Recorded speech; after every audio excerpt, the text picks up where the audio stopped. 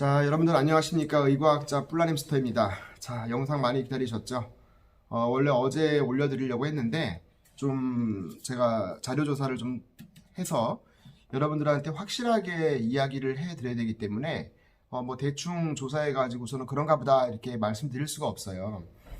말기암 환자분들이 현재 구충제를 복용하고 계시고, 지금 제가 설문조사를 하고 있지 않습니까? 그 설문조사에서 지금 거의 100명이 넘었습니다. 벌써 한 3일 정도 됐는데 좀 많이 복용하고 계신 것 같아요. 제 생각보다는. 그래서 일단 오늘은 메벤다졸에 관련된 내용입니다만, 알벤다졸이라든가 펜벤다졸과 같은 벤지디마졸 계열의 구충제에 해당되는 내용이기 때문에 한번 영상을 잘 보시고 여러분들께서 복용을 하신다면 말기암 환자분들이 잘 참고를 하셨으면 합니다.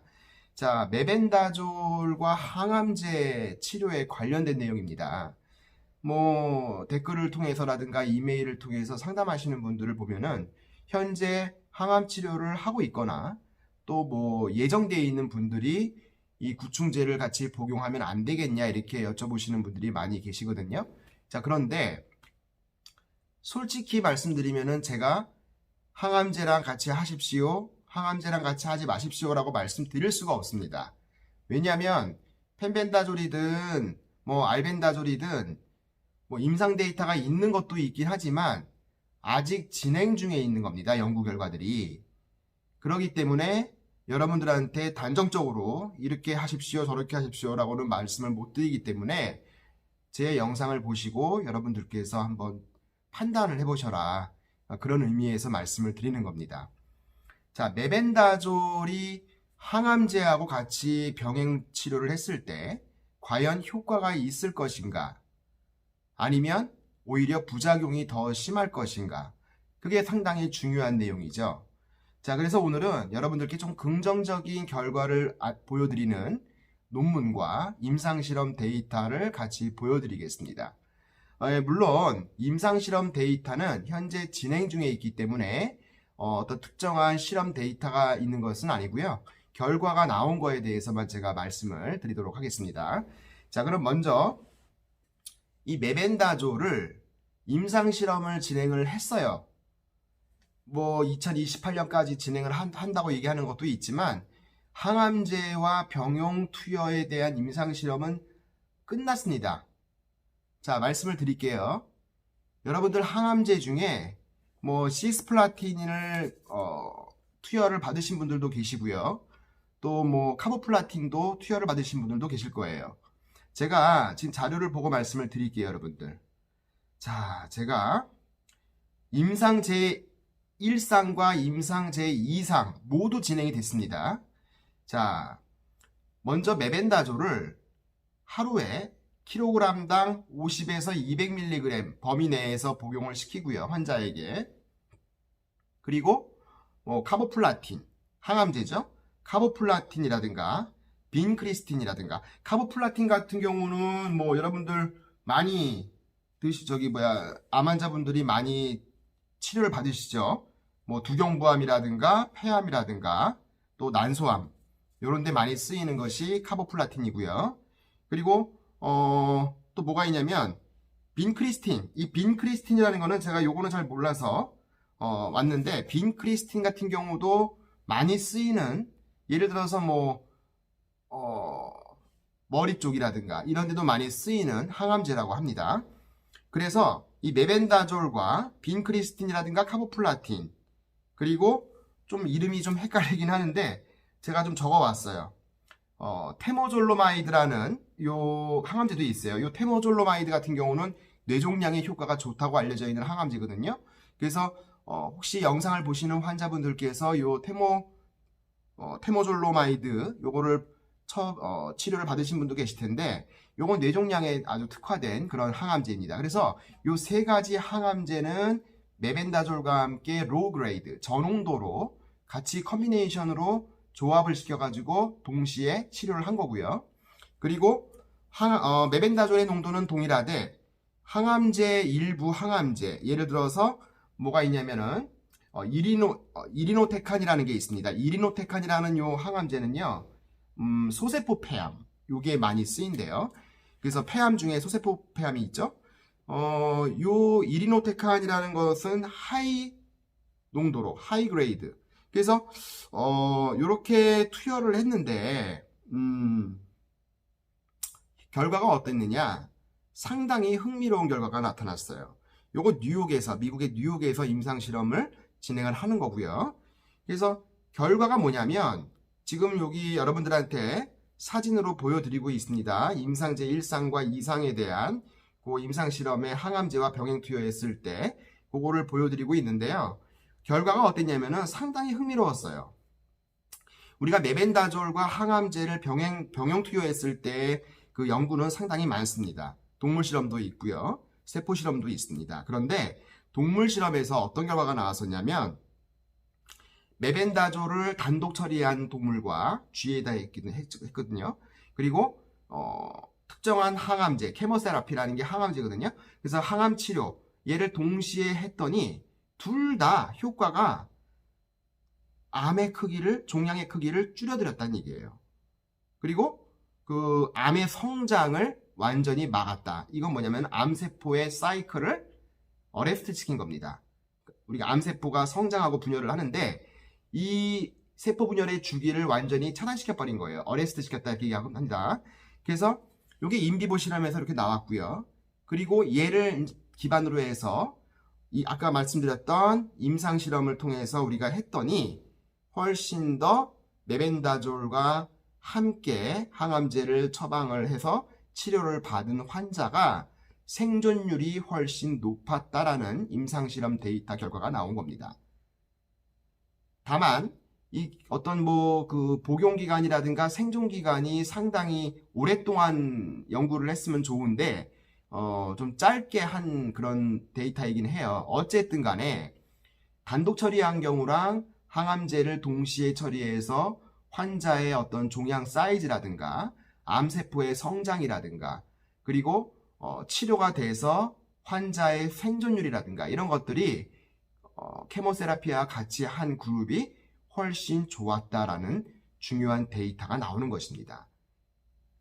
물론 항암제가 제가 말씀드렸던 요 5가지가 아니라 다른 항암제도 엄청 많죠.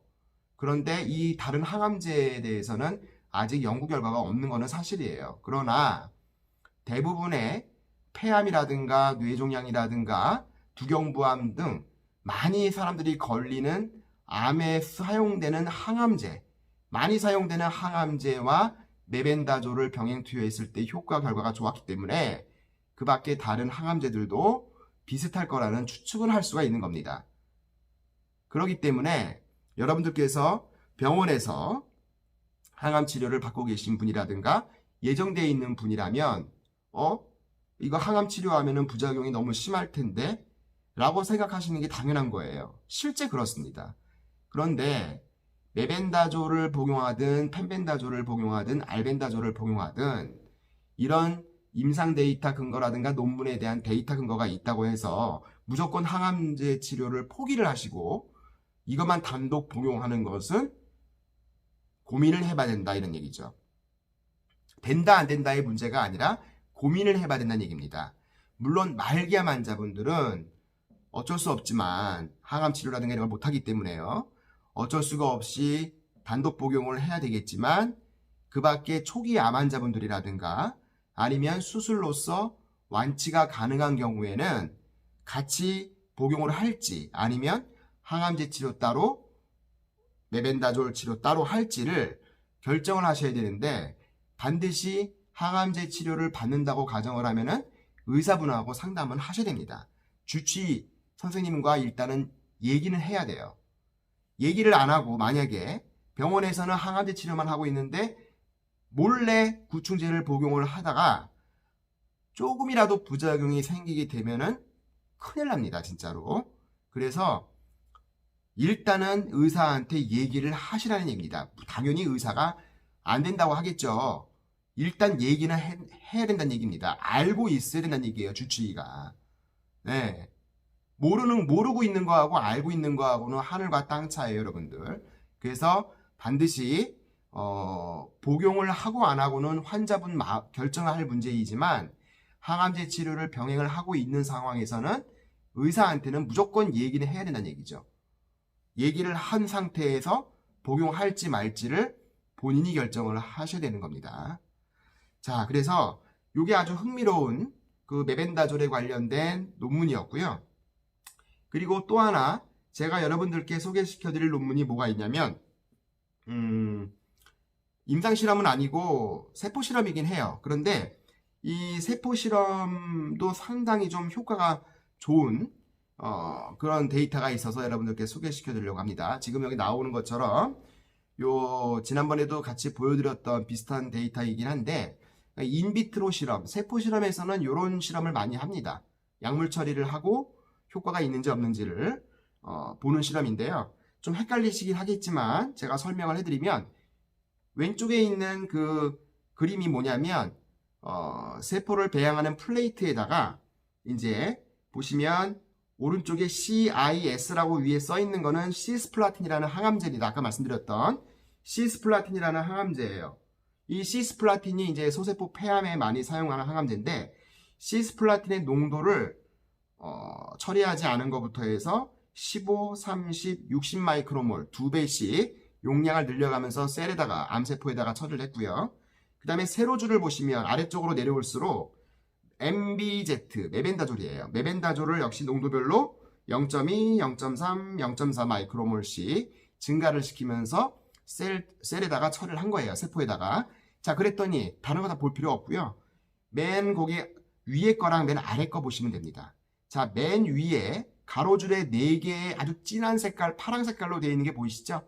그 색깔이 진할수록 암세포가 엄청 많다는 얘기예요. 우라지게 많아요, 암세포가. 자, 그런데 맨 오른쪽에 시스플라틴 항암제 60 마이크로몰을 처리를 하고요. 그 다음에 메벤다졸 아래쪽에 메벤다졸을 처리를 안 했어요. 처리를 안 했더니 엄청 진하죠? 엄청 진한 건 아니죠. 예, 약간 좀 뭐라 그럴까 시스플라틴 단독 처리를 했더니 시스플라틴을 처리하지 않은 것보다는 좀 덜 진하죠. 왜? 항암제 효과가 있을 테니까. 자, 그런데 중요한 건 뭐냐면 시스플라틴 60 마이크로몰을 처리를 한 거예요. 제일 높은 농도로. 그리고 메벤다졸을 제일 높은 농도 0.4 마이크로몰을 처리를 했더니 그 맨 오른쪽 아래 거를 보세요. 거의 하얀 게 많이 보이죠. 암세포가 많이 사멸되었다는 얘기입니다. 동시에 처리를 했을 때. 단독, 시스플라틴 항암제만 단독 처리했을 때는 위에 있는 것처럼 거의 뭐 진한 상태이긴 하지만 메벤다졸하고 시스플라틴을 최고 농도로 동시에 처리를 했더니 암세포가 거의 사멸했다 이런 얘기예요. 자, 오른쪽에 있는 그 그림도 동일하게 다른 세포를 가지고 암세포를 가지고 실험을 했는데 동일하다는 얘기입니다. 결과는 뭐냐면 시스플라틴과 항암제와 메벤다졸을 동시에 투여를 하되 최고 농도로 투여를 했더니 암세포가 거의 사멸되었다라는 중요한 논문이에요. 자, 아까 말했던 임상 데이터 논문과 인비트로 실험, 인비보 실험이 모두 일치합니다. 이런 식으로 어떤 신약을 개발할 때는 세포 실험에서 효과가 있으면 동물 실험, 동물 실험에서 효과가 있으면 임상 실험에 돌입을 하게 되는 거예요. 그러니까 메벤다졸이 세포 실험, 동물 실험, 쥐 실험, 그리고 임상 데이터 일부가 동일하게 효과가 좋은 결과가 나왔다는 얘기입니다. 그러니까 메벤다졸이 나중에 항암제로서도 개발할 수가 있다라는 얘기죠. 자, 그렇다면 메벤다졸 이외에 알벤다졸이라든가 펜벤다졸은 어떨 것이냐. 제 생각에는 제 사견입니다만 메벤다졸의 효과가 좋다고 해서 펜벤다졸이나 알벤다졸도 동일한 효과가 있을 거라고 생각은 안 합니다. 효과의 차이는 있을 거예요. 그러나 중요한 것은 항암 효과가 있는 거는 확실할 것 같다라는 얘기죠. 같은 벤지디마졸 계열의 구충제이기 때문에 그렇습니다. 따라서 암 환자가 암 종류에 따라서 간암, 폐암, 위암, 대장암, 방광암, 설암, 뇌종양, 암 종류에 따라서 항암제든 이 구충제든 복용하는 농도와 방법이 다를 거예요, 분명히. 그러나 아직까지는 기본적인 용량, 메벤다졸과 알벤다졸의 경우에는 기본적인 안전성이 입증된 용량까지만 연구 결과가 된 거고요. 추후에 암의 종류에 따라서 복용량이라든가 복용 방법이 달라질 것입니다. 그래서 어떤 분이 댓글을 통해서 먹는 것보다 인젝션, 주사로 정맥내 주사로 구충제를 투여하면은 효과가 더 좋지 않을까요? 이렇게 말을 했어요. 물어봤어요. 맞습니다. 항암제도 우리가 정맥 주사로 치료를 받죠. 근데 항암제는 우리가 희석을 시켜서 쓰는 거예요. 농도가 아주 높기 때문에 희석을 시켜가지고 정맥 주사로 맞는데, 구충제도 만약에 항암 효과가 뛰어나다는 것이 계속해서 밝혀진다면, 항암제로 개발이 된다면 정맥 주사용으로 나오겠죠. 아니면 먹었을 때도, 복용을 했을 때도 효과가 좋게 나타난다면 굳이 힘들게 주사를 맞아서 사용할 필요는 없겠죠. 물론 흡수율의 차이는 있겠지만 그건 나중 문제고, 일단은 효과가 있냐 없냐, 오늘 논문에서 보여드렸던 것처럼 상당히 긍정적인 결과가 있을 것이다. 그래서 저는요, 펜벤다졸이 동물용 구충제로 판매가 되고 있기 때문에 당장 임상실험을 못한다면 우리도 미국처럼 유럽처럼 알벤다졸이나 메벤다졸에 대한 항암 효과에 대한 연구를 빨리 시작을 해야 되는 겁니다. 미국이라든가 지금 유럽 같은 데는요, 벌써 2000년대 초부터 진행을 한 거예요, 이게. 근데 지금 우리나라 같은 경우는 남의 나라에서 효과가 있대? 근데 임상실험을 안 했기 때문에 부작용이 생길 거야, 먹지 마. 이게 끝이란 말이지. 그렇게 하면 안 된다는 얘기입니다. 당장 임상실험을 못 하더라도 지금 얼마나 많이 암 환자분들이 복용하고 계십니까? 정부에서 현재 복용하고 있는 환자들을 모아서 모임을 가져서 통계를 낼 수 있는 거예요. 환자가 이렇게 많은데, 복용하고 있는 환자가 이렇게 많은데 훨씬 유리하죠. 처음부터 환자를 모집할 필요도 없고 이미 복용하고 있기 때문에. 그리고 지금 현재 최대 지금 2달까지 복용하고 계신 분이 계시다고 제 설문조사에서 말씀을 하셨는데 부작용이 별로 없어요. 복용하기 2주 정도부터 설사라든가 아니면은 좀 이렇게 심장이 두근거리는 증상 이런 것들이 있는데 3주차 지나니까 그런 게 없어졌다. 그러니까 특별히 큰 부작용은 없는 것 같다는 얘기입니다. 혈액 검사 같은 경우도 봤을 때 그렇게 나쁜 영향이 없다는 얘기예요. 오히려 간 수치라든가 종양 표지자 수치 같은 것들이 정상 범위에 있는 분들이 많이 계시기 때문에 부작용에 대해서는 그렇게 너무 오버해서 신경 쓸 필요는 없을 것 같고, 다만 복용하는 분들은 혈액 검사를 반드시 하셔가지고 조금이라도 이상한 증상이 나타나면은 일단은 복용은 중단을 하셔야 된다. 그 점을 꼭 기억을 하시고요. 하여튼 메벤다졸, 펜벤다졸, 알벤다졸 다 같은 계열이기 때문에 저는 아주 긍정적인 결과로 봅니다. 그래서 하루빨리 우리나라에서도 이 구충제에 대한 항암 효과에 대한 실험들 그리고 연구가 빨리 진행이 돼야 된다. 그것이 우리 암 환자분들을 살릴 길이다. 그렇게 생각을 합니다. 어쨌든 오늘 그렇게 제가 크게 얘기를 했지만 어떤 분들은 또 별거 아니네 이렇게 얘기하실 수도 있어요. 그런데 어쨌든 간에 저는 이 연구에 대해서는 꼭 여러분들께, 암 환자분들께 전달을 해드리고 싶었기 때문에 영상을 올리는 거니까 궁금하신 거 있으시면 댓글을 달아주시면 제가 답변을 해드리도록 하겠습니다. 자, 저는 다음 영상에서 만나도록 하겠습니다. 안녕.